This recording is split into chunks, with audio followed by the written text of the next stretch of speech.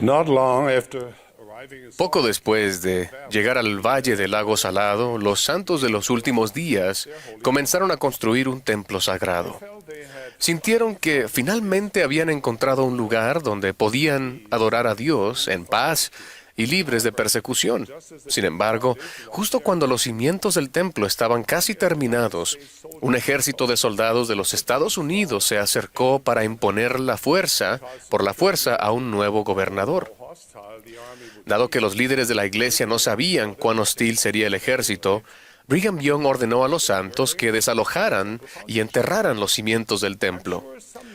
Estoy seguro de que algunos miembros de la iglesia se preguntaron por qué se frustraban sus esfuerzos por edificar el reino de Dios. Al final, el peligro pasó y se excavaron e inspeccionaron los cimientos del templo.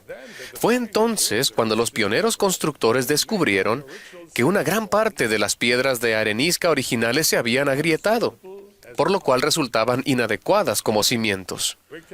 En consecuencia, Brigham las reemplazó con enormes bloques de granito, fuertes como para sostener las paredes del majestuoso templo de Salt Lake. Por fin los santos pudieron cantar el himno «Qué firmes cimientos», y saber que su santo templo se había construido sobre cimientos sólidos que durarían generaciones. Este relato nos enseña cómo Dios se vale de la adversidad para llevar a cabo sus propósitos. Si esto les resulta familiar, dadas las circunstancias en las que nos encontramos hoy en día, es porque lo es. Dudo que haya una persona que escuche mi voz o lea mis palabras que no haya sido afectada por la pandemia mundial. Para aquellos quienes lloran la pérdida de familiares y amigos, lloramos con ustedes. Rogamos a nuestro Padre Celestial que los consuele y los reconforte. Las consecuencias a largo plazo de este virus van más allá de la salud física. Muchas familias han perdido ingresos y están amenazadas por hambre, incertidumbre y la aprensión. Admiramos los esfuerzos abnegados de tantas personas para prevenir la propagación y nos hace sentir humildes por el sacrificio silencioso y los nobles esfuerzos de aquellos que arriesgan su propia seguridad para ayudar, sanar y apoyar a las personas necesitadas. Nuestro corazón está lleno de gratitud por su compasión. Oramos fervorosamente para que Dios abra las ventanas de los cielos y llene las vidas de ustedes con sus bendiciones. Todavía hay muchas incógnitas sobre este virus, pero si hay algo que sé, es que este virus no tomó por sorpresa a nuestro Padre Celestial. No tuvo que reunir batallones adicionales de ángeles, convocar reuniones de emergencia, ni desviar recursos del Departamento de Creación de Mundos para manejar una necesidad inesperada. Mi mensaje hoy es que, aunque esta pandemia no es lo que queríamos o esperábamos, Dios ha preparado a sus hijos y su iglesia para este momento. Sobrellevaremos esto, sí, pero haremos algo más que limitarnos a apretar los dientes, aguantar y esperar a que las cosas vuelvan a la normalidad. Avanzaremos y como resultado seremos mejores. En cierto modo, somos semillas. Y para que las semillas alcancen su potencial, deben enterrarse antes de que puedan brotar. Soy testigo de que, aunque a veces nos sintamos sepultados por las pruebas de la vida o rodeados de tinieblas emocionales, el amor de Dios y las bendiciones del Evangelio restaurado de Jesucristo harán que surja algo inimaginable. Cada dispensación ha enfrentado sus épocas de pruebas y dificultades. Enoc y su pueblo vivieron en una época de maldad, guerras y derramamiento de sangre. Mas el Señor vino y habitó con su pueblo. Él tenía algo inimaginable en mente para ellos. Los ayudó a establecer Sión, un pueblo que era uno en corazón y voluntad, y que vivía en rectitud. El joven José, el hijo de Jacob, fue arrojado a una cisterna, vendido como esclavo, traicionado y abandonado. José debió haberse preguntado si Dios lo había olvidado. Dios tenía algo inimaginable en mente para José. Usó ese periodo de prueba para fortalecer el carácter de José y ponerlo en una situación que le permitiera salvar a su familia. Piensen en el profeta José Smith cuando estaba recluido en la cárcel de Liberty, en cómo suplicó alivio para los santos que sufrían. Debió haberse preguntado, ¿cómo se podría establecer Sion en esas circunstancias?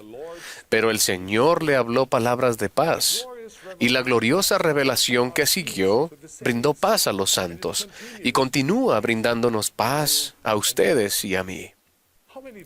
¿Cuántas veces en los primeros años de la Iglesia de Jesucristo de los Santos de los Últimos Días se desesperaron los santos y se preguntaron si Dios los había olvidado?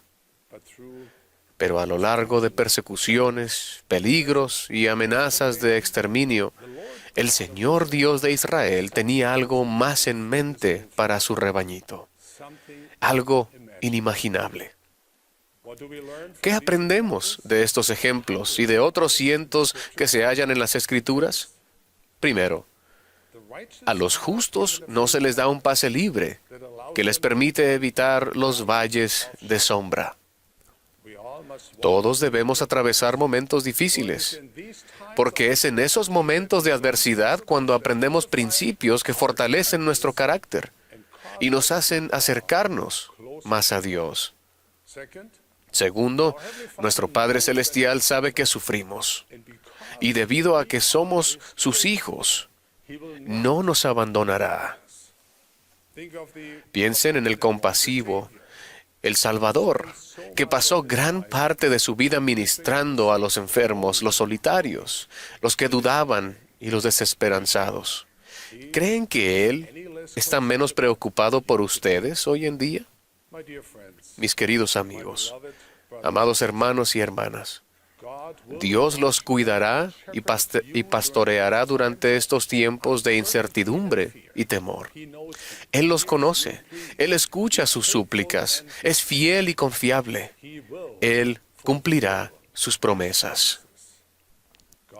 Dios tiene algo inimaginable en mente para ustedes individualmente y para la iglesia colectivamente. Una obra maravillosa y un prodigio. Nuestros mejores días están por llegar, no han pasado.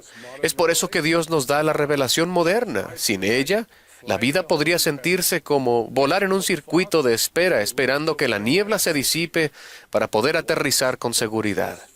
Los propósitos del Señor para nosotros son mucho más elevados, debido a que esta es la iglesia del Cristo viviente, y debido a que Él dirige a sus profetas, estamos avanzando y ascendiendo a lugares en los que nunca hemos estado, a alturas que difícilmente podemos imaginar. Ahora bien, esto no significa que no experimentaremos turbulencias en nuestro vuelo a través de la vida terrenal.